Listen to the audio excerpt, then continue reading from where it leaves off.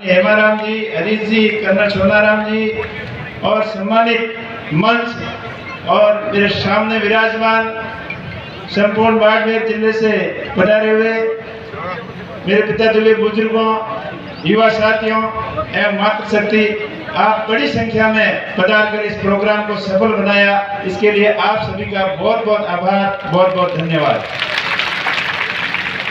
हमें खुशी है कि आज उस शख्सियत की मूर्ति का अनावरण का प्रोग्राम है कि जिन्होंने उस समय की परिस्थितियों को समझते हुए उन परिस्थितियों से मुकाबला किया, अपने किसानों के हक और अधिकारों के लिए लड़ाइयाँ लड़ते लड़ते अपने प्राण न्योछावर कर दिए।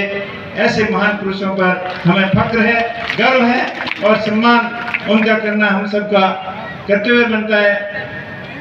आज इस प्रोग्राम के अंदर जिन जिन भामाशाहों ने अपनी गाड़ी कमाई का सहयोग इस संस्था को आगे बढ़ाने के लिए आर्थिक रूप से सहयोग किया, उन सभी का बहुत बहुत आभार, बहुत बहुत धन्यवाद। इस तरीके की जागृति समाज को आगे बढ़ाती है।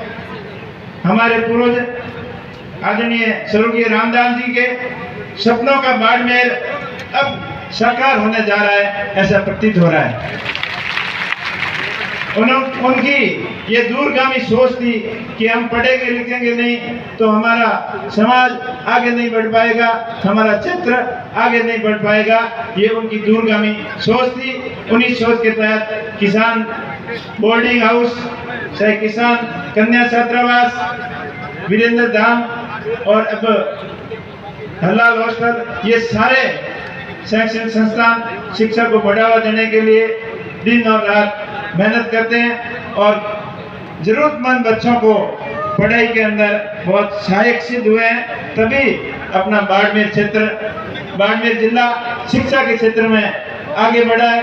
एक ऐसा जमाना था जब बाड़मेर के लिए आने के लिए लोग पनिशमेंट समझते थे कि आपने नौकरी सही नहीं की और नेताओं की हाजिरी और अफसरों की हाजिरी सही ढंग से उनके आदेशों का पालन नहीं किया तो आपको बाड़मेर भेज देंगे, ये डर बताया जा रहा था। लेकिन आज ये समय है कि हर कोई बाड़मेर आना अपनी इच्छा से चाहता है और सिफर से यहाँ आना चाहता है। ये तभी संभव हुआ जब शिक्षा के क्षेत्र में हमने प्रगति की।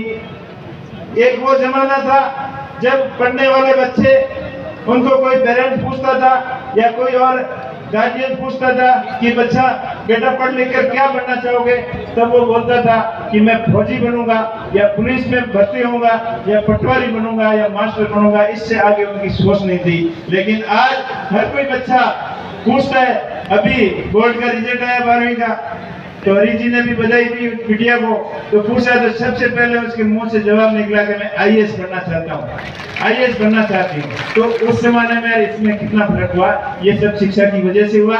हम सबका दायित्व बनता है शिक्षा के क्षेत्र में जितना हो सके उतना सहयोग करें, तभी हमारा समाज आगे बढ़ेगा, हमारा जिला आगे बढ़ेगा, हमारी आर्थिक स्थिति ठीक होगी, हमारा जीवन स्तर सुंदर होगा और सभी दिशा में सर्वांगीण विकास हमारा तभी संभव होगा जब शिक्षा के प्रति अपन ज्यादा से ज्यादा ध्यान देंगे।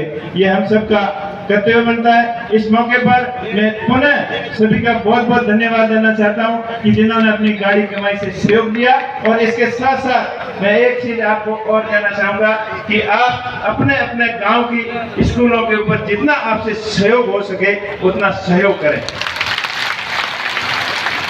अपन धार्मिक प्रोग्रामों के अंदर, चाहे सामाजिक प्रोग्राम के अंदर अपना अच्छा मान सम्मान रखने के लिए, अपनी जान पहचान बढ़ाने के लिए बढ़ चढ़ कर खर्चा करते हैं, हिस्सा लेते हैं। चाहे मंदिर की प्राण प्रतिष्ठा हो, चाहे धार्मिक प्रोग्राम हो, चाहे घर के फंक्शन हो, पर स्कूल की तरफ अपने थोड़ा कम ध्यान दिया है, अभी से देना शुरू किया है और आगे अपने को और अधिक ध्यान देने की जरूरत है। अगर गांव के लोग अपने गांव की स्कूल को अपना मंदिर समझकर, अपनी प्रतिष्ठान समझकर, अपना स्वाभिमान समझकर उसका सर्वांगीण विकास के बारे में सोचें, तब मेरे ख्याल से कोई कमी नहीं रहेगी कि सब मिलकर स्कूल के प्रति सहयोग करें तो अपने गांव की स्कूल को मॉडर्न स्कूल बना सकते हैं। उसमें डिजिटल एजुकेशन, स्मार्ट एजुकेशन के सिस्टम लगा सकते हैं। उसी श्रृंखला के तहत मैंने आज अपने इधर बच्चों के लिए। जो मैं यहाँ आता था तो बच्चे कहते थे कि हमारे भी यहाँ हॉस्टल के अंदर एक स्मार्ट आप बोर्ड सिस्टम लगाओ, तो उसकी भी शुरुआत मैंने आज यहाँ से की है। और इसी मौके पर आप सबसे मैं हाथ जोड़कर विनती करूँगा कि आप अपनी अपनी गांव के अंदर सबसे बड़ी स्कूल के अंदर कम से कम एक एक स्मार्ट डिजिटल बोर्ड लगाने का प्रणय यहाँ से लेकर जाएं।